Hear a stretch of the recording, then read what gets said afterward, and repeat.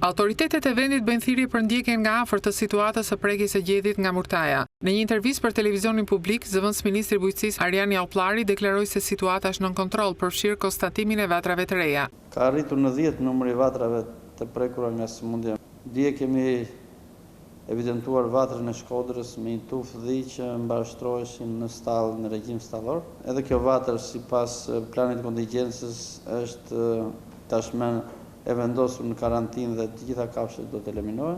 Numri i kafshëve të eliminuara deri sot ka arritur në 1680.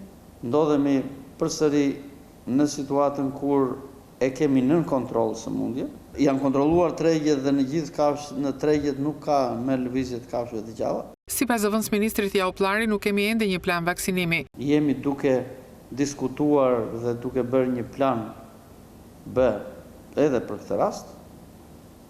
Bashkimi Evropian, nëse Bashkimi Evropian do të na mbështesë me vaksina, ata kanë bankën e tyre të vaksinave, me ekspertë e Bashkimit Evropian dhe dje kemi pasur një takim online me ta, por nuk jemi në kushtet e vendosjes akoma se çfarë do të bëhet me vaksinimin. Po ashtu në shqyrtim të administratës është edhe mundësia e pagesave për bagtitë e prekura që duhen eliminuar.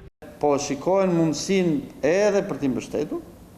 Jemi akoma shpejt për të diskutuar për gjëra teknike dhe në fazën në cilën do të vendosim se çfarë do të bëhet në kafshët e eliminuara.